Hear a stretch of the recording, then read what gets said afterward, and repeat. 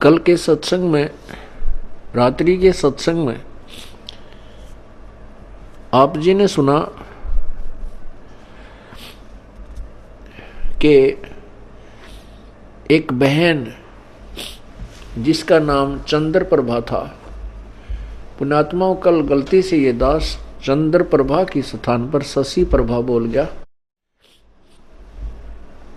वो चित्त से उतर गई थी उनका नाम जो है बहन बेटी का, क्योंकि उस आत्मा के कई जन्म हो चुके हैं और कभी वो एक जन्म में शशि प्रभा भी रही है। जैसे कबीर परमात्मा ने कभी विष्णु जी की महिमा गाते हुए तो साथ में कृष्ण भी बोल दिया है, क्योंकि कृष्ण भी विष्णु ही था। तो वैसे उस समय जो उसकी शरीर था, परमात्मा के समय जो वार्ता हुई थी, उसका नाम चंद्र प्रभा था। उस बहन ब्राह्मणी का जो विधवा थी, उसकी एक पुत्री थी और वो परमात्मा से उपदेश भी प्राप्त कर चुकी थी। दास आपको बार बार यही समझाने की चेष्टा कर रहा है कि जिस समय परमेश्वर स्वयं आए थे, उस समय अशिक्षित जनता थी, अशिक्षित श्रद्धालु थे और अक्षर ज्ञान प्राप्त केवल एक ही वर्ग किया करता था, जिसे ब्राह्मण कहते थे। यही कारण रहा था कि वो बहन कितनी श्रद्धालु थी, प्रभु को चाहने वाली थी, परंतु उसका जो उद्देश्य था वो बिल्कुल गलत था। उद्देश्य क्या था कि उसने गुरु जी तो बना रखा था कबीर परमेश्वर जी को। उस बहन ने, चंद्र प्रभा ने, परमेश्वर को, कबीर परमेश्वर जी को गुरु धारण भी कर रखा था और पूजा वही करती थी जो घिसी पिटी, जिनको परमात्मा मना किया करते थे कि पत्थर पूजे हरि मिले तो मैं पूजूं पहाड़, और ताते वो चक्की भली जो पीस खावे संसार। तुम्हारे उस मिट्टी के भगवान थे, पत्थर के भगवान से तो यदि तुम उसके पूजने से परमात्मा प्राप्ति मानते हो तो मैं पहाड़ को पूज दूं जिससे शीघ्र मिले, क्योंकि वो बड़ा पत्थर है। और तुम्हारे उस मिट्टी के भगवान से अच्छी तो वो पत्थर के भगवान से अच्छी तो वो पत्थर के पार्ट युक्त चक्की, जो हाथ से आटा पीसने की चक्की होती थी। कहते वो चक्की अच्छी जिससे कम से कम आटा तो पीस देता वो पत्थर। परमात्मा यही ज्ञान रह कर दिया करते थे कि मंदिर के अंदर प्रभु नहीं है, मंदिर में केवल प्रभु का चित्र है। प्रभु से काम बनेगा, प्रभु से लाभ होगा, चित्र से नहीं। जैसे सेब का चित्र पत्थर का बनाकर रख ले मूर्ति, और बहुत खूबसूरत और बिल्कुल जो कि तो मिलती जुलती होती है, और उस सेब की मूर्ति की ही पूजा करते रहें, उसी को उठाकर रखते रहें, बार बार उसकी जो है ना धूप दीप करते रहें, नहीं, वो सेब की पत्थर की मूर्ति खाने योग्य नहीं है। वह उस सेब ढूंढना पड़ेगा, वो सेब लेना पड़ेगा। सेब प्राप्त कैसे होगा? उसके लिए पहले मजदूरी करनी होगी, मजदूरी करके 2 पैसे जेब में डालने होंगे, रुपए। उन रुपयों के, उस धन के प्रतिफल में हम उस सेब को खा सकेंगे, उसका आनंद ले सकेंगे। ऐसे ही हम परमात्मा के प्राप्ति रूपी सत्य साधना रूपी मजदूरी करेंगे। इस भक्ति के धन से हम परमात्मा को प्राप्त करेंगे, उस मूर्ति की पूजा करने से नहीं।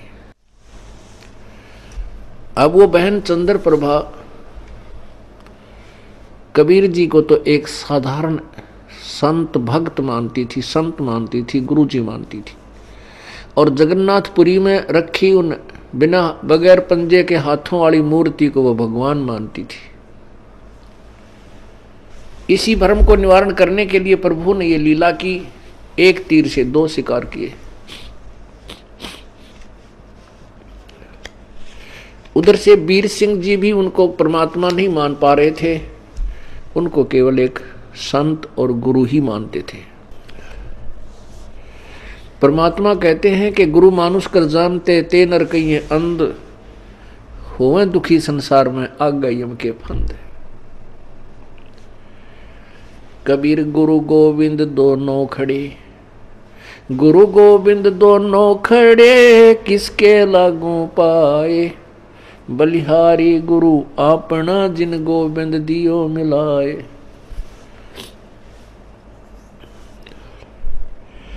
कबीर हरि के रूठता, गुरु की शरण में जावे, कहें कबीर गुरु रूठ गए तो हरि ना होत सहाय। पुण्यात्मा,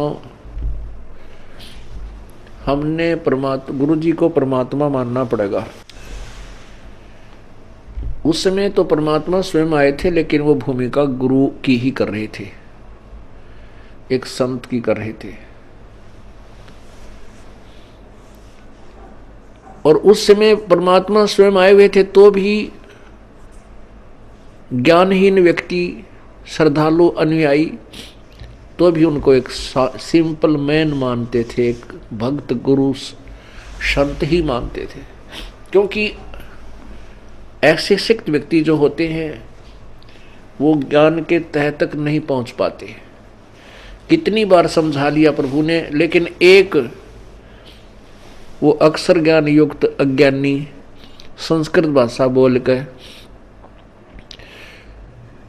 और उस भोली आत्माओं को गुमराह कर देता था कि तुम्हारा गुरु तो अशिक्षित है, उसको अक्षर ज्ञान है ही नहीं, वो वेदों और गीता के बारे में जानता ही नहीं, वो तो कोरी बकवाद घड़ता है, झूठ बोलता है।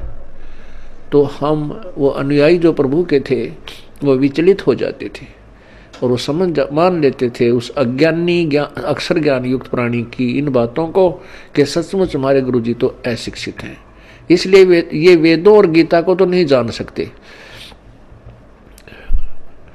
और वेदों और गीता जी के बारे में तो ब्राह्मण लोग ही सही बताते हैं, पुराणों के विषय में यही सही जानते हैं, क्योंकि सभी पुराण, सभी पवित्र सदग्रंथ, पवित्र गीता जी, पवित्र चारों वेद, पवित्र पुराण सभी संस्कृत लैंग्वेज के अंदर लिपिबद्ध है। इस बात का वो नाजायज फायदा उठाएगी। परमात्मा ने इसलिए ये समय सेलेक्ट किया, ये टाइम सेलेक्ट किया कि पिछली पीढ़ी के अंदर शिक्षित होगा सारा समाज, उस समय ये मेरे को पहचान पाएंगे मेरे बच्चे, और इन काल के दूतों को ये धिक्कार देंगे, ठुकरा देंगे, छोड़ देंगे, त्याग देंगे। गुरु मानुष कर जानते ते नर कहिए अंध, ओए दुखी संसार में आगे यम के फंद। पुण्यात्मा, अज्ञान की इतनी गहरी छाप हमारे ऊपर हो चुकी है कि हम परमात्मा की परिभाषा से अपरिचित हैं। हम परमात्मा को निराकार मानते हैं। ये अज्ञानी संत, ऋषि, महर्षि और गुरुजन परमात्मा को निराकार बताते रहे, जबकि हमारे सब सदग्रंथ और जिन महापुरुषों ने परमात्मा के दर्शन हुए, उन्होंने अपनी अमृतवाणी में परमात्मा को साकार बताया है और मनुष्य सदृश बताया है, मनुष्य जैसा। लेकिन उनके शरीर के मटेरियल में और हमारे शरीर के मटेरियल में बहुत अंतर है। परमेश्वर का शरीर तेज पुंज का है, उनके शरीर की शोभा बहुत ही अधिक है। करोड़ सूर्य और करोड़ चंद्रमा की मिली जुली रोशनी भी उनके एक रोमकूप की रोशनी से फीकी है। वो साकार हैं और मनुष्य सदृश हैं। परमात्मा के उस स्वरूप को चरम दृष्टि से नहीं देखा जा सकता, उसको केवल दिव्य दृष्टि से देखा जा सकता है। और परमात्मा जब यहाँ आते हैं, अपने उस अत्यधिक तेजों में शरीर के ऊपर एक हल्का ओवरकोट डालकर अपने शरीर के उस वास्तविक तेज को कुछ छुपा करके यहाँ प्रकट होते हैं। सहशरीर आते हैं और सहशरीर चली जाते हैं। उसमें वे एक संत, भक्त, हंस और एक जनसाधारण की भूमिका करते हैं। परमात्मा पाने के लिए गुरु जी, गुरु बनाना अति आवश्यक है। राम कृष्ण से कौन बड़ो, उन्हों भी गुरु कीन, तीन लोक के वे धनी, गुरु अग अधीन। राम कृष्ण बढ़ते पुर राजा, तीन गुरु बंद कीन निज काजा। कहते हैं राम कृष्ण से तो तुम किसी को बड़ा नहीं मानते। उन श्री रामचंद्र जी ने और श्री कृष्ण चंद्र जी ने भी गुरु बनाए और वो तीन लोक के मालिक भी गुरु जी के समक्ष नतमस्तक रहे, एक गुरु मर्यादा में रहे। श्री रामचंद्र जी ने वशिष्ठ जी को गुरु बनाया और श्री कृष्ण चंद्र जी ने दुर्वासा जी को आध्यात्मिक गुरु बनाया। श्री कृष्ण जी के संदीपनी जो थे वो अक्षर ज्ञान के गुरु थे, उन्होंने उनको अक्षर ज्ञान सिखाया था। गुरु मानुष कर जानते, अब ये तो सिद्ध हुआ कि गुरु का होना अति आवश्यक है। आध्यात्मिक अपने इस ज्ञान, आध्यात्मिक मार्ग को, आध्यात्मिक क्रियाओं को सफल करने के लिए, परमात्मा प्राप्ति के लिए गुरु जी का होना अति आवश्यक है। अब गुरु जी के प्रति हमारा कैसा व्यवहार बर्ताव हो। गुरु गोविंद कर जानियो, रहिए शब्द समाए, मिले तो दंडवत बंदगी, नहीं पल पल ध्यान लगावे। कहते हैं परमात्मा स्वयं संकेत कर रहे हैं कि गुरु गोविंद कर जानियो, गुरु जी को भगवान मानकर चलना और उनकी आज्ञा का पालन करना, उनके द्वारा दिए गए मंत्र का खूब डट के साधना करना, भजन करना श्रद्धा से। और जब भी आपको मिले दंडोत प्रणाम कीजिए। यदि आपसे दूर हैं तो पल पल उन्हीं का ध्यान कीजिए।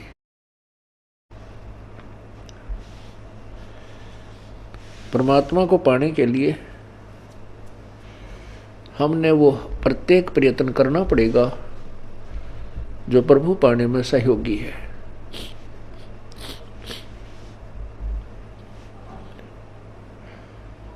जैसे ये दास है, उसमें तो परमात्मा स्वयं आए थे, अब ये दास बेच दिया अपना। ये दास भगवान नहीं है, लेकिन परमात्मा के नियम अनुसार आप जी ने इस दास को भगवान के तुल्य मानना होगा। आपने परमात्मा मानना होगा। फॉर एग्जाम्पल, जैसे एक मैथमेटिक्स का, गणित का एक प्रश्न होता है ऋण का, उसके अंदर मूलधन ज्ञात करना होता है। मूलधन ज्ञात करना होता है, उसमें सपोज करना होता है, उसमें मानना होता है, मान लीजिए मूलधन 100 रुपये। वो जो मूलधन हमने ज्ञात करना होता है वो तो लाखों और करोड़ों में होता है, लेकिन 100 रुपये मूलधन मानकर फिर दर निकाली जाती है। उस दर को मल्टीप्लाई करके फिर वो वास्तविक मूलधन निकाला जाता है। जब तक 100 रुपये मूलधन नहीं मानेंगे तब तक वो वास्तविक मूलधन आपको प्राप्त नहीं हो सकता, आपका प्रश्न हल नहीं हो सकता और आपको 0 नंबर मिलेंगे। इसी प्रकार ये भक्ति, आध्यात्मिक परमात्मा प्राप्ति रूपी जो प्रश्न है, ये इक्वेशन है, ये क्वेश्चन है, इसको हल करने के लिए, इसको सोल्व करने के लिए आपने इस दास को भगवान मानना पड़ेगा। तब आपकी आध्यात्मिक क्रियाएं सफल होंगी। जैसे आप यहां से जाओगे, आपने परमात्मा देखा नहीं है, आपने इस दास को देखा है, वो परमेश्वर इस दास का रूप धारण करके आपके समक्ष वहां खड़ा होगा। अब जैसा जिसका व्यवहार इस दास के प्रति यहां है वो वैसा ही करेगा। जैसा आपका इस दास के प्रति आपके मन में दोष या श्रद्धा है वो ज्यों की त्यों वहां होगी। जब आपकी वहां एक बार फिर जो है पछोड़ लाओगा परमात्मा, आपके पास भक्ति धन भी है, आपके अंदर गुरु जी के प्रति वह श्रद्धा नहीं है जितनी भगवान के प्रति होनी चाहिए, तो भी आप वहां से रिजेक्टेड हो जाओगे तिरकुटी के ऊपर। पुण्यात्माओं, ये आपको रिहर्सल कराई जा रही है आपसे, और आपने इस रिहर्सल में इस दास को प्रभु मानकर व्यवहार करना है, परमात्मा जानकर हर तरह की क्रिया करनी है। बोलते समय, चालते समय, अंदर में कोई विशेष गुरु जी के विषय में विवेचन करते समय आपने ये जानना पड़ेगा कि जैसे हम भगवान के बारे में सोच रहे हैं, आपने ये विचार करना चाहिए कि हम गुरु जी के बारे में क्या सोच रहे हैं। नहीं, हम भगवान के बारे में सोच रहे हैं। यदि इस दास में कोई दोष देख रहे हो तो आप परमात्मा में दोष देख रहे हो, या तो फिर त्याग जाइए, यहां से चले जाइए। आपको ऐसे गुरु की आवश्यकता नहीं जिसमें आप दोष निकाल रहे हो। हम इसी प्रकार परमात्मा को प्राप्त कर सकते हैं। गुरु मानुष कर जानते ते नर कहिए अंधे, ओवे दुखी संसार में आग काल के फंद। गुरु जी के प्रति आपकी कैसी श्रद्धा हो।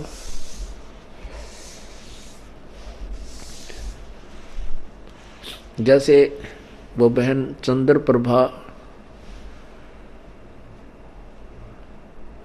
परमात्मा गुरु जी को भी गुरु भी धारण कर रखा था, और जगन्नाथ जो पुरी वाला भगवान है, जो मिट्टी का माधो, उसको भगवान मान रही, और वो वास्तविक परमात्मा उनके पास रहे, उनसे बात करे, उनको ज्ञान समझा, उसको सुख दे, वो भगवान नहीं। फिर भी श्रद्धा वही थी उस नालायक की। तब परमात्मा ने उसके उस भ्रम को निवारण करने के लिए एक तीर में दो शिकार किए थे। उधर से वीर सिंह बघेल, काशी नरेश भी उनको केवल एक सिंपल मैन और एक संत मान रहे थे। जब वही धोती जो वो बहन चंद्र प्रभा वहां लेकर गई थी जगन्नाथ के मंदिर में, और जगन्नाथ के मंदिर में चढ़ा दी थी श्रद्धा से, और वहां से उठकर वह बाहर परिसर में आकर गिरी थी, आंगन में गिरी, और आकाशवाणी हुई थी कि जगन्नाथ तो बनारस में बैठा है, वो कबीर नाम जुलाहा कबीर रूप में वहां विराजमान है, और तू नालायक यहां आ गई। ये धोती उसने आपसे मंगाई थी, आपने वहां से डानी थी। तब चंद्र प्रभा की आंखें खुली को हुई, ये तो भगवान थे। जब चंद्र प्रभा और सैनिकों ने आकर के दृढ़ विश्वास दिलाया तो वीर सिंह बघेल के मन में भी यह बात सेट होगी, कोई ये तो परमात्मा है। जब उनके हृदय में ये बात समाई कि तो प्रभु हैं, तब उनको पुनरुपदेश दिया प्रभु ने। वीर सिंह से कहा कि नाम ले दोबारा, कित का सार नाम के चक्कर में पड़ रहा है। पहले अपने हृदय ने साफ कर और फिर डट कर भजन करो, ताकि तुम परमात्मा पाने योग्य हो सको।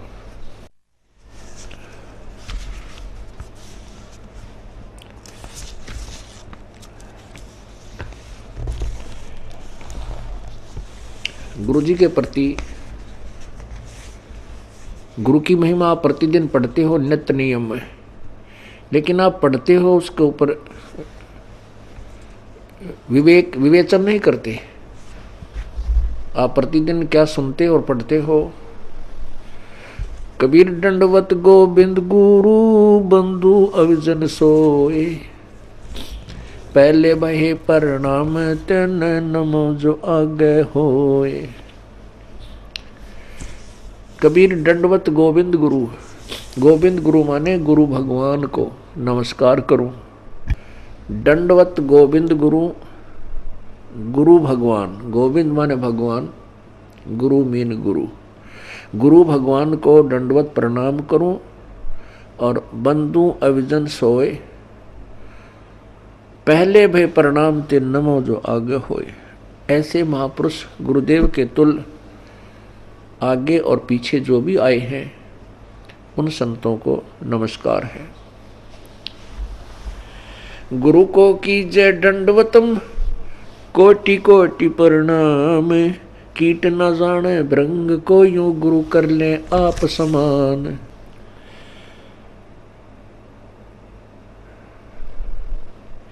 गुरु गोविंद कर जानियो, रहियो शब्द समाए, मिले तो दंडवत बंदगी, नहीं पल पल ध्यान लगावे। अपने गुरुदेव के प्रति परमात्मा तुल श्रद्धा बनाओगे तभी आप परमात्मा के चरणों में परमात्मा को प्राप्त कर सकोगे।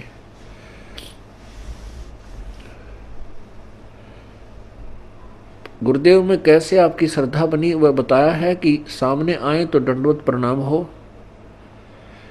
और नहीं तो फिर उन्हीं का ध्यान, उन्हीं के द्वारा दिए गए मंत्र पर विवेचन, उसका सिमरण, और रह रह कर आपके हृदय ये आत्मा ये पुकार करेगी, तड़फेगी को हो ऐसा निर्मल ज्ञान है भगवान कहाँ थे, अगर गुरु जी ना मिलते तो हमारी क्या दुर्गति होती। इस तरह की विवेचन जो करना है यह भी गुरुदेव का ध्यान है।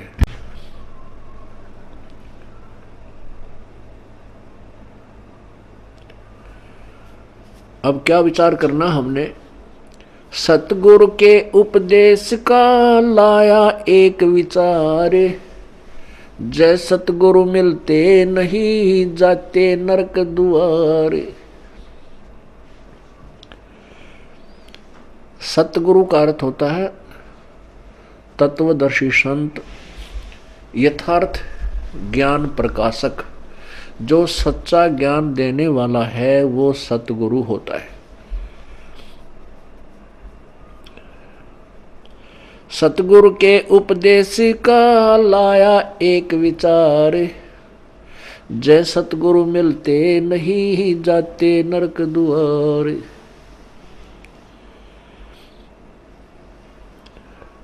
यम द्वार में दूत सब करते खेचातान, उन तक कभू ना छूटता फिर फिरता चारों खानी। कबीर चार खानी में भरमता कभो न लगता पार, सो फेरा सब मिट गया मेरे सतगुरु के उपकार। होय होय, इतनी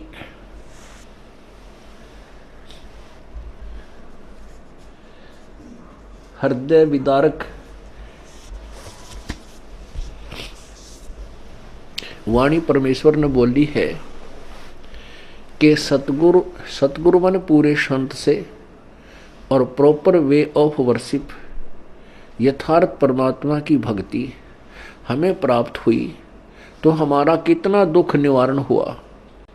यदि सतगुरु ना मिलते और नकली गुरुओं के साथ हम लगे रहते, लोक वेद के आधार पर भक्ति करते रहते, तो क्या होता कि हम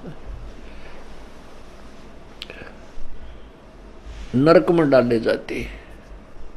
वहां पर यम के दूत हमें खूब सताते। कैसे सताते हैं यम के दूत? जैसे किसी को कोड लगा हुआ हो और उसको फिर ये किसी के जख्म हो गए हों, फुंसी हो जाए, उनमें मवाद हो, ये मक्खियां कितना परेशान किया करती हैं। ऐसे यम के दूत नरक के अंदर इन प्राणियों को परेशान करते हैं। इनके शरीर पर ऐसा उस पाप के कारण ऐसी व्यवस्था बन जाती है सूक्ष्म शरीर पर, और जिसमें यहाँ से लेकर के यम के दूत चलते हैं भक्तिहीन प्राणी को, और जो भक्ति कर रहा है लेकिन शास्त्र विरुद्ध कर रहा है उस प्राणी को, तो वहाँ नरक में डालने के लिए झुंड के झुंड को, पूरे समुदाय को लठ मार मार कर ले जाए। जैसे किसी पशु को फाटक में रोकते हैं और वो उसमें जाने से आनाकानी करता है, वापस भागता है, तो उस पशु को लठ मार मार कर और फाटक में बंद कर देते। ऐसे ही यम के दूत लंबे लंबे भाले लेकर हाथों में गदा लेकर के इनको कूटते हुए और उस नरक के अंदर ठोक देते हैं। ये वापस भागते हैं क्योंकि आगे इतना बुरा हाल, इतना गंदा स्थान, और जो पहले के प्राणी वहां डाल रखे हैं वो बुरी तरह चिल्ला रहे होते हैं। अब उनको देख करके ये वापस भागने की चेष्टा करते हैं और पीछे तो फिर वो यम के दूत कुटे। वहां उनकी जो रिहर्सल होती है वह खेचा ताण है। उस खेचा ताण की बिरान माटी, वो दुख, और फिर नरक के अंदर कष्ट। उसके बाद क्या होता कि 84 लाख योनियों में कभी कुत्ते बनते, कभी गधे बनते, सुअर बनते, गंदी नाली के कीड़े बनते। वो सब सारा का सारा कष्ट परमेश्वर के इस सत्य नाम से, पूरे संत के ज्ञान से और उनके द्वारा बताई गई भक्ति विधि से सब आप बाईपास निकल गए।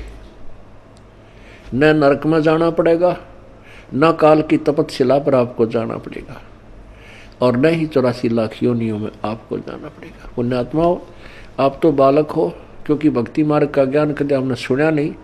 केवल जैसा भी परंपरागत हमारे जिस भी धर्म में हम जन्मे हैं उन्हीं लोक वेद को हम अंतिम भक्ति का ज्ञान, आध्यात्मिक ज्ञान मानकर उसी पर आश्रित थे। वो तो कैखा भी नहीं थी भक्ति का, आध्यात्मिक ज्ञान का वो कैखा भी नहीं प्राप्त था हमारे को। अब ये विस्तार से एक पूर्ण इतिहास आपके समक्ष प्रभु दत्त पेश किया जा रहा है। अब जिससे सतगुरु के उपदेश यानी ज्ञान और मंत्र भक्ति से इतना ढेर सारा कष्ट हमारा टल गया हो, तो उस गुरु जी के बारे में क्या बताते हैं। कबीर चार खानी में भरमता, कभो न लगता पार, सो फेरा सब मिट गया सतगुरु के उपकार। 7 समुद्र की मसी करूं, लेखनी करूं बन राय, धरती का कागज करूं, गुरु गुण लिखा न जाए। क्या बताते हैं परमात्मा, अपनी महिमा आप ही सुनाते हैं कि ऐसे परम संत कि क्या महिमा करो। यदि मैं पूरी पृथ्वी का कागज बनाऊं और 7 समुद्रों की इंक बना लूं, एक पेड़ में एक वृक्ष की कितनी कलम बन जाएंगी बिना गिनती की। और फिर कहते पूरे समुद्र के सारे समुद्रों की इंक बना के और धरती के जितना लंबा कागज लेकर जो लिखने लगूं। तो ऐसे सतगुरु की महिमा, उनके गुण का मैं गुणगान नहीं कर सकता, नहीं लिख सकता। वो थोड़ा पड़ जावे, 7 समुद्र भी खत्म हो जाए, वो कलम भी घिसने और कागज भी छोटा पड़ जावे, तो अभी पर उस ऐसे संत की महिमा शेष रह जावे। कबीर बलिहारी गुरु आपना, घड़ी घड़ी 100 बार, मानुष से देवता किया करत न लागी बार। कबीर गुरु को मानुष जो गेणे, और चरणामृत को पान, ते नर नरक में जावेंगे जन्म जन्म होवे समान।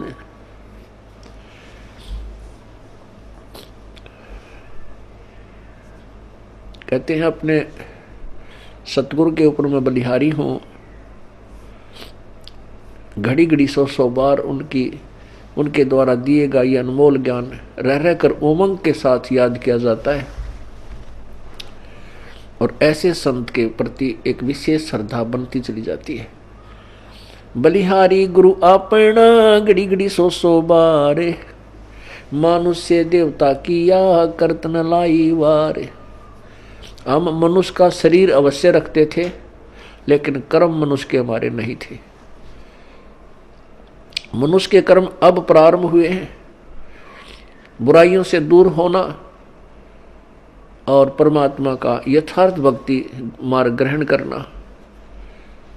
किसी को लूटना नहीं, चोरी नहीं करना, मिलावट नहीं करना, रिश्वत नहीं लेना, किसी की आत्मा नहीं दुखाना, क्योंकि आत्मा हम वैसे नहीं दुखाने से बंद हो सकते। हम मिलावट करने से या रिश्वत लेना वैसे नहीं छोड़ सकते जब तक हमें इसके होने वाले दुष्प्रभाव का ज्ञान ना हो। जैसे विष से हम क्यों डरते हैं? क्योंकि उससे होने वाले दुष्प्रभाव से हम पूर्ण परिचित हैं। और नादान बालक उसी बोतल में जिसमें विष रखा हो मुंह का लगा कर पी ले और जान मृत्यु को प्राप्त हो जाए, जान से हाथ धो बैठे। ऐसे ही जो बुराइयां करते हैं वो अपना जीवन बर्बाद कर रहे हैं।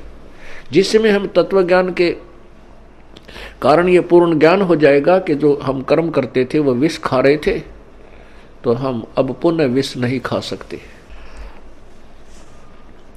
इसलिए परमात्मा अपनी महिमा भी बताते हैं कि गुरु मानुष से देवता किया और करत न लागी बार।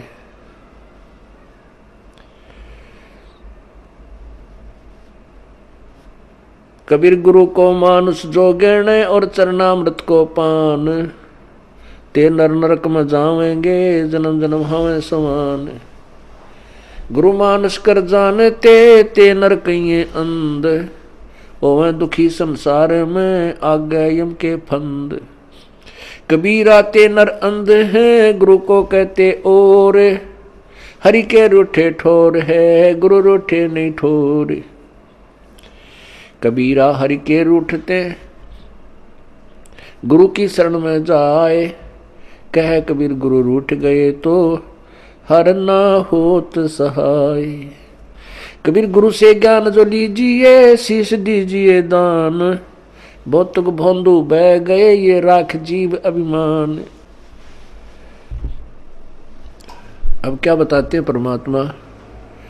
आप ही आकर के अपने पाने की विधि को और गुरु मर्यादा को वो स्वयं बता रहे हैं।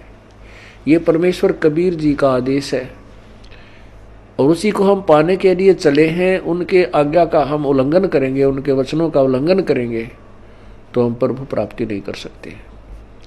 फिर फायदा क्या इस परमात्मा के मार्ग पर लगने का? और ये इतना आसान मार्ग है कि गरीब से गरीब और साहूकार से साहूकार, रंक से रंक और राजा से राजा, कितना ही महाराजा भी क्यों ना हो वो भी प्रभु प्राप्ति कर सकता है। लेकिन उसने अपनी क्रियाओं में परिवर्तन करना होगा और प्रत्येक कदम परमेश्वर के निर्देश अनुसार ही रखना होगा, तब हम परमात्मा पा सकेंगे। अब क्या बताया है कि गुरु गोविंद दोनों खड़े हैं किसके लागू पाए। बलिहारी गुरु आपना जिन गोविंद दियो मिलाए।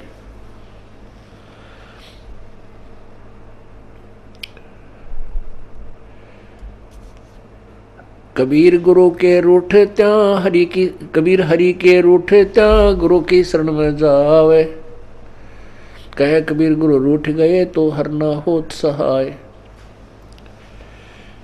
परमात्मा स्वयं ही बता रहे हैं कि एक तरफ गुरु जी खड़े हैं और दूसरे साथ में परमात्मा खड़े हैं, तो किसके हम चरण छुएं, किसका विशेष आदर करें, किसकी चाह प्रथम करें? आप ही उत्तर दे रहे हैं कि बलिहारी गुरु आपना जिन गोविंद दियो मिलाए। अब इस उदाहरण को आपको समझाया जाएगा कि जैसे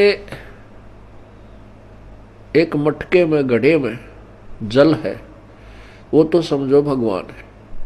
एक तरफ हैंडपंप खड़ा है वर्किंग पोजीशन में, चालू हालत में।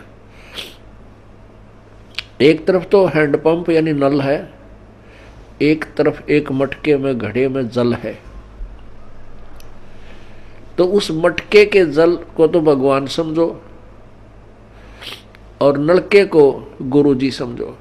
तो इन दोनों में से कहते मैं किसके चरण छूं अर्थात किसको महत्व दूं? आप ही उत्तर देते हैं कि बलिहारी गुरु आपना जिन गोविंद दियो मिलाए। मटके में 10 किलो 20 किलो पानी है, जल है, और उसने कोई वो गिर जाता है, टूट जाता है, खत्म हुआ, या पीने से भी वो समाप्त हो जाता है। यदि हैंडपंप ठीक है, वो खराब नहीं है, तो इसे ऐसे 1000 मटके भर देगा। कहने का भाव ये है कि यदि आपका राम कब रूठ गया, कबीर हरि जय रूठ जा, कबीर गुरु जय रूठ गया तो हर नहीं होत सहाय। और यदि कबीर हरि जय रूठ जा, गुरु की शरण में जावे, जिसमें आप जी के ऊपर, किसी व्यक्ति के ऊपर आपत्तियों का दौर शुरू हो जाता है, वो स्वयं कहने लग जाता है, भी मेरा राम रूठ गया, मेरा परमात्मा रूठ गया, मेरे थे हमारा भाग फूट गया, हमारा राम रूठ गया, तो उसके पुण्य समाप्त हो गए, पाप कर्मों से वो प्रभावित हो रहा है। जैसे आप कहीं खेत में या मजदूरी कहीं कर रहे हो, आपने एक मटका पानी का लेकर गए, वो काम करते करते पीते रहे, वो समाप्त हो गया, आपका जल खत्म हो गया, आपका राम रूठ गया। यदि जल और नहीं लाओगे तो प्यासे मर जाओगे।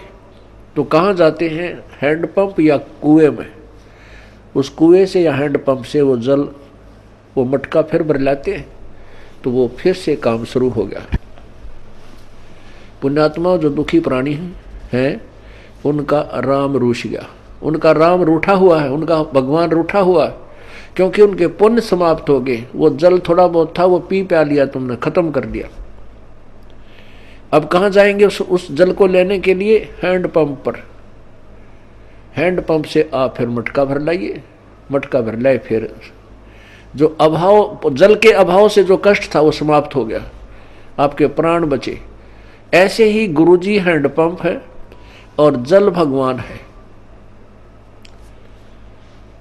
अब यदि आपने हैंडपंप पे तोड़ दिया, उसको मिस हैंडल करके, उसके साथ बदव्यवहार करके, उसका ऐसे ऐसे झटके पटके नू नू कर कर वो तोड़ दिया, उसकी कोई वासर खराब होगी या किसी प्रकार भी,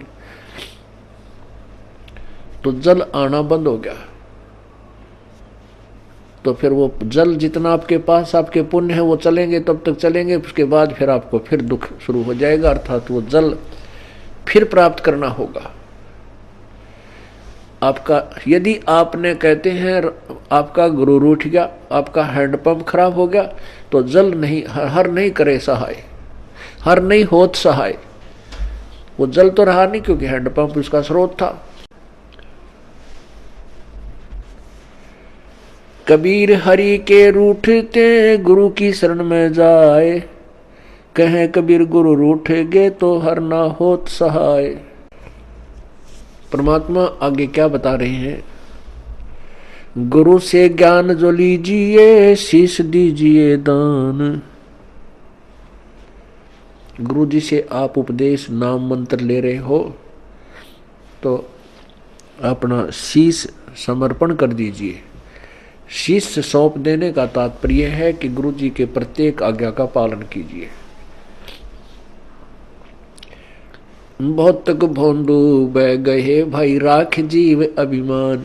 होय होय, भौतक भोंदू बह गए अपने मन में अभिमान बना के गुरु जी के समक्ष, तो वो जीव पार नहीं हो सकते।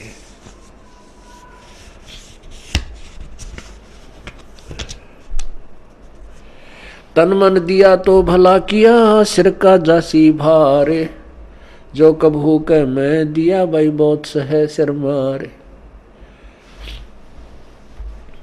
अब जैसे कोई पुण्यात्मा है, कोई सेवा कर रहे हैं, कोई दान कर रहे हैं, और कोई भक्ति कर रहे हैं, सुमन करते हैं, देखा भाई अर्थ में माला रखता हाथ में, भाई वाह भाई वाह कमाल है।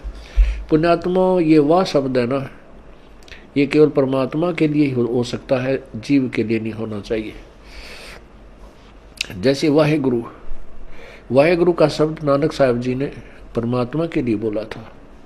वाह का पात्र केवल एक ही है। यदि हम दूसरे की वाह करते हैं और उसको में वाह समा रही है, उसको वाह से वो फूलने लग गया है, उसका विनाश होना प्रारंभ हो चुका है उस श्रद्धालु का। यदि कोई दान करता है और उस दान का उसी को फल मिल रहा है, और दूसरे उसकी दान किए हुए दान को से उसी की प्रशंसा करते हैं, तो ज्ञानहीन प्राणी होता है, उस प्रशंसा का पात्र बनकर वो अभिमान करने लग जाता है। बट नेचुरल है, जिसको ज्ञान नहीं है अवश्य होगा। कोई सेवा अच्छी करता है, शारीरिक सेवा करता है दूसरे ने, के वाह भाई यू या बहन या भाई, ये तो भाई दिन रात इसने सेवा में अपना शरीर गाल रखे है, तो कुछ दिनों में उसके अंदर भी यह बीमारी होएगी और वो उसके नाश का कारण बनता है।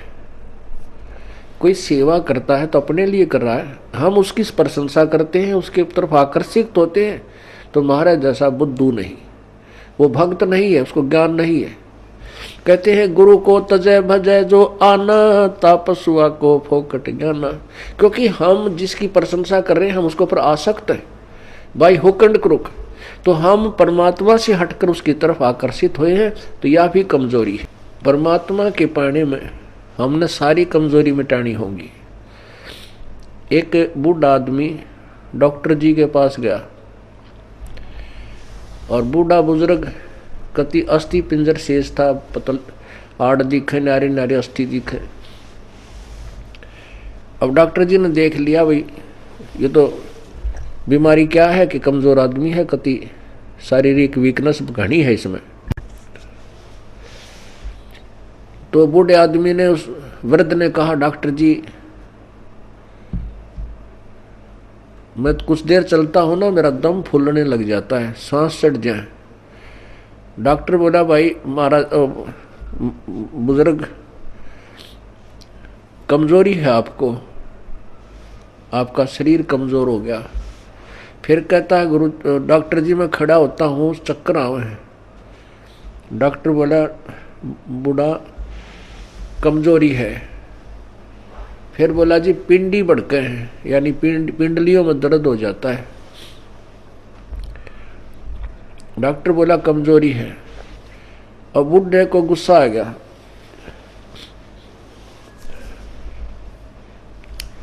और बूढ़ा बोला तू डॉक्टर है गम चक्कर, एक के बाद जाना है कमजोरी है कमजोरी है, कि मैं और भी जाना है और भी बताओगा। खूब क्रोधित हो गया।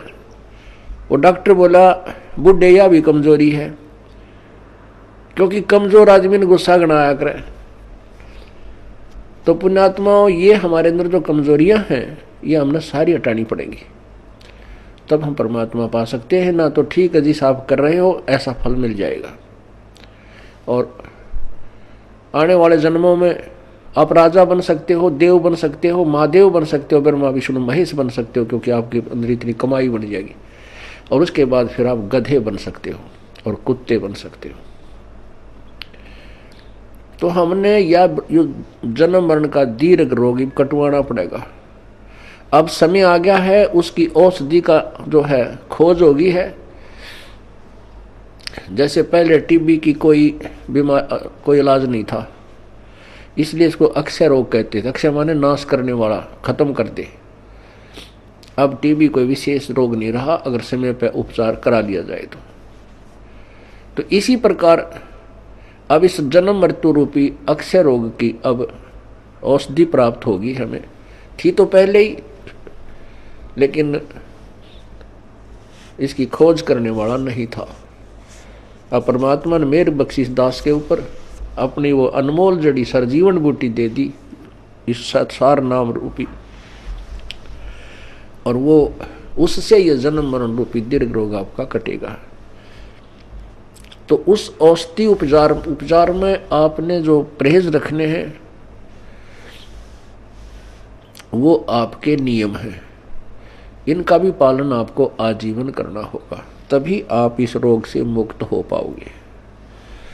अब जैसे हम एक दूसरे पर आसक्त होते हैं, जो बड़ा अच्छा पाठ पढ़ता है, इसकी बड़ी अच्छी प्यारी बोली है, अरे पाठ भगवान की वाणी है, परमात्मा ने वाणी लिखी है, और वही वाणी आपको पढ़ के सुना दे, और या कोई गा के सुना दे, मीठी आवाज में सुना दे, बाकी आवाज में सुना दे, उस पर अमल हो। अब जैसे कोई शराब पिए पड़ा था और दूसरा व्यक्ति जाके कहने लगा कि भाई तुम्हारा चोरी होगी। वो शराबी कहता है चोरी होगी? अच्छा चोरी होगी, फिर बता क्या हो गया? चोरी हो गया। अब वो कोई कहे, उस शराबी नो कहे तेरी आवाज़ अच्छी नहीं, कोई गाने वाला आवे उसको बुलाओ, और वो नो क्योंकि वो शराबी होगा, फिर दूसरा शराबी कहता है आपका चोरी हो गई, वो चोर भी नो कह, जिसका चोरी हो रही वो भी चोरी हो गई, अरे नालायक को। फिर वो नो कहता हाँ ये बहुत बढ़िया बोल रहा है, इसकी आवाज़ बहुत प्यारी है, चोरी हो गई। और उसने नो कहा जाकर सिंपल वे में, भाई तुम्हारा घर में चोरी होगी और बहुत नुकसान हो गया है। यदि वो होश में है, शराब नहीं पी रखी, तुरंत कलेजा पकड़ेगा, अक भाई कितना नुकसान हो गया, तुरंत घर को चल पड़ेगा। यदि उसने भांग पी रखी है तो फिर नो कहेगा भाई इसकी आवाज़ बहुत अच्छी लगी, जो गा के सुना रहा चोरी हो गई। आप भी क्यों भांग के नशे में, अरे साहब वो मूर्ख जो उसने गा के सुना रहा चोरी हो गई। तो पुण्यात्मा आपको बार बार कहा रहा परमात्मा की वाणी है। क्या बताते हैं भगवान बार बार, इसने गा के कह दे चाहे वैसे कह दे, जो जिनकी भांग का नशा उतर गया वो तुरंत सचेत हो जाएंगे और उस मार्ग पर चल पड़ेंगे। क्या मन तू बस रे चल रे सुख के सागर, जहाँ शब्द सिंधु रत्नागर। अब चैत इसने नू गा के सुना दे, अर्थे सिंपल वे में कह दे, मन तू चल रे सुख के सागर, जहाँ शब्द सिंधु रत्नागर। कोट जन्म तेरे भरमत हो गए, कुछ ना हाथ लग्या रे, कुकर सुकर खरबा बोरे कौआ हंस पुकारे। कोटि जन्म तू राजा की ना मिटी न मन की आशा, और भिक्षुकों का धर धर घूमया, ये मिला ना निर्गुण रासा। इंद्र कुबेर ईश की पदवी ब्रह्मा वर्ण धर्मराया, विष्णुनाथ के लोक को जाके फिर भी उल्टा आया। असंग जन्म तन मरत्या हो गए, जीवित क्यों नाम रह रे, द्वादश मद मैल मठ बोरे बोर ना दे धरे रे। दोजक भस्त सबीते देखे, राजपाट के रसिया, और तीन लोक से तरपत नाई, ये मन भोगी खसिया। सतगुरु मिले तो इच्छा मेटे, पदमल पदे समाना, चल हंसा उस लोक पठाऊं जो आद अमर स्थाना। चार मुक्ति जहाँ चंपी करती माया होरी दासी, दास गरीब अभय पद पर से मिले राम अविनाशी। अब इस वाणी ने चाहे तो कोई गा के सुना दो और चाहे भाई इसने वैसे सिंपल वे में कह दे, जब तक हम इस अनमोल वचन को जो प्रभु दत्त है, परमात्मा का दिया हुआ है, इसको हृदय में धार कर इसके अनुसार नहीं करेंगे तो ना तो इसके गान तो फायदा, ना इसके वैसे कहने सुनने तो फायदा। इससे लाभ होगा जब हम इसके परमात्मा की वाणी पर अमल करेंगे और तुरंत उसका अनुसरण करके अपना मोक्ष प्राप्त करने का तरीका ढूंढेंगे। तो जैसे हम किसी और पर किसी भी पॉइंट से आसक्त होते हैं तो हम कमजोरी में हैं और हम पार नहीं हो सकते हैं। क्या बताते हैं, गुरु से अधिक ना कोई ठहराई, मोक्ष पंथ नहीं गुरु बिन पाई। राम कृष्ण बढ़ती उपुर राजा, तिन गुरु बंद कीन निज काजा। गेहि भक्ति सतगुरु की करही, आदि नाम निज हृदय धरही। गुरु चरणन में ध्यान लगावे, अंत कपट गुरु से ना लावे। गुरु सेवा में फल सर्वस आवे, गुरु विमुख नर पार न पावे। गुरु सेवा में फल सर्वस आवे, गुरु विमुख नर पार न पावे। गुरु वचन निश्चय कर माने, पूरे गुरु की सेवा ठाने। गुरु जी का आदेश अवश्य माने और गुरु भी पूरा हो, पूरे गुरु की पूजा करे, पूरे गुरु के आधार से साधना करे। गुरु की शरणा लीजय भाई, तात जीव नरक नहीं जाई। गुरु कृपा कटे यम फांसी, विलम न हो मिले अविनाशी। गुरु बिन काहू न पाया ज्ञान, जो थोथा बोछड़े मूड किसाना। तीर्थ व्रत और सब पूजा, गुरु बिन दाता और न दूजा। नौ नाथ 84 सिद्धा, गुरु के चरण सेवै गोविंदा। गुरु बिन प्रेत जन्म सब पावे, वर्ष सहस्र गर्भ सुरहावे। गुरु बिन दान पुण्य जो करही, मिथ्या होवे कबू ना फल ही। गुरु बिन भरम न छूटे भाई, कोट उपाय करो चतुराई। गुरु के मिले कटे दुख पापा, जन्म जन्म के मिटे संतापा। गुरु के चरण सदा चित दीजय, जीवन जन्म सफल कर लीजय। गुरु भगता मम आत्म होई, वाके हृदय रहूं समोई। अब भगवान क्या बताते हैं दूसरा तरीका, कि जो गुरु का भक्त है, मेरे उस संत का भक्त है, अनुयायी है, श्रद्धालु है, सच्चे दिल से साधना कर रहा है, प्रत्येक आज्ञा का पालन करता है, तो कहते हैं उस मेरे वाले मेरे भेजे गए हंस संत के का जो भक्त है वो मेरी आत्मा है, वो मेरा सच्चा यानी प्यारी आत्मा है, और उसके हृदय में मैं समाया रहता हूँ। आप जी के हृदय में जब तक परमात्मा है, कब तक है? जब तक आप इस दास को भगवान की दृष्टि में देखते हो, तब तक आपके हृदय में प्रभु है। और जब आपके मन में कोई दोष उत्पन्न होने लग जाता है तो काल प्रवेश कर जाता है, प्रभु हट जाता है। क्या कहते हैं भगवान? गुरु भक्ता मम आत्म होई, वाके हृदय रहूं समोई। गुरु का भक्त मेरी आत्मा हो है, और उसके हृदय में मैं समाया रहता हूँ, अर्थात मेरी ही उपस्थिति बनी रहती है। और जब तक भगवान की उपस्थिति है तो आपकी श्रद्धा भगवान गुरुदेव के प्रति और भक्ति के प्रति एक पूरी निष्ठा बनी रहती है। जो ही आपके हृदय में कोई दोष आता है प्रभु गुरु जी के प्रति, चाहे किसी प्रकार से, चाहे प्रत्यक्ष या अप्रत्यक्ष, परमात्मा आपसे दूर हो जाता है। ऑटोमेटिक सिस्टम है। तो उसमें आपके विचारों में परिवर्तन, ये दास पहले आपको आज जो पुण्यात्मा, जब तक आपके हृदय में परमात्मा समाये हैं तब तक ये दास आपको क्या दिखता है ये तो आपको मालूम है, दास नहीं कहना चाहता। और जब आपके हृदय में काल समा जाएगा ये दास आपको दुष्ट दिखाई देगा। दास वही है, पहले भी वही था और बाद में भी वही है, और आगे भी ऐसा ही रहेगा। आपने अपना ही शीशा, जैसे हम दर्पण में मुंह देखते हैं, फेस देखते हैं शीशे में, अगर वो शीशा खराब है तीसरा बूंदा मुंह दिखाओगा, बांगा बांगा। कई बार ना कोई कार खड़ी हो और उसके पास से निकला तो अपना शरीर उस कार के शीशे में नो दिखा रहा, इतना बड़ा पेट सार ठगना है नोट, ईसा बूंदा देखने भी जी ना करे। तो ऐसे ही जैसे कोई शीशा खराब है उसमें मुंह देखे सा बूंदा दिखे, कोई मोटा मोटा कति मर रहा टेढ़ा मेढ़ा, और बढ़िया दर्पण है तो जो का तू दिखाता है। तो पुण्यात्मा, जब तक आपका अंतःकरण हृदय रूपी मिरर बिल्कुल स्वच्छ है, साफ है, तो ये दास आपको कति भगवान दिखाई देगा। जब आपका अंतःकरण किसी दुष्ट ने या आपके अभिमान ने बर्बाद कर दिया तो ये दास आपको बूंदा दिखेगा। जैसे आपका फेस जैसा है वो तो आपका स्पष्ट दर्पण ही दिखा सकता है, यदि दर्पण ही खराब है तो आपके ही चेहरे में कितने दोष दिखा देगा। अब जैसे ये क्रोथा कांड हुआ, इसके पीछे बहुत ही भयंकर षड्यंत्र था। उन लोगों की पोल खुल गई जो धर्म की आड़ में दुनिया को भ्रमित किए बैठे थे, उनके ज्ञान की पोल खोल दी और वो कति चौड़ चपट हो गए। अब उनको भय हो गया कि तुम्हारे अनुयायी तुमसे भागेंगे और तुम्हारे पास कोई जवाब नहीं, दुनिया तुम्हें थूकेगी।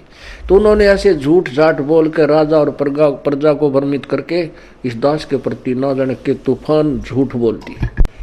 तो उन अज्ञानियों के द्वारा फेंके गए गंध से जिनका अंतःकरण रूपी दर्पण खराब हो गया, उनको ये दास बुरा लगने लगा, अनुयायियों को।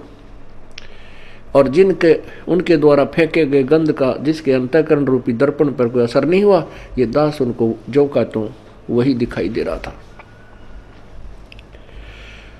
तो यहां परमात्मा हमें यही बताना चाहते हैं, गुरु भक्ता मम आत्म होई, वाके हृदय रहूं समोई।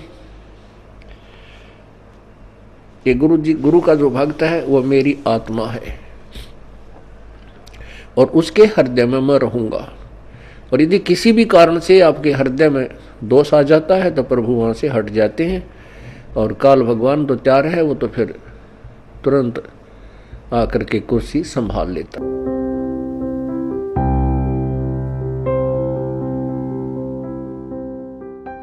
अगर आप ये वीडियो YouTube पर देख रहे हैं तो हमारे चैनल को सब्सक्राइब करें और बेल आइकन को दबाना ना भूलें। अगर आप Facebook पर ये वीडियो देख रहे हैं तो हमारे पेज को लाइक करें।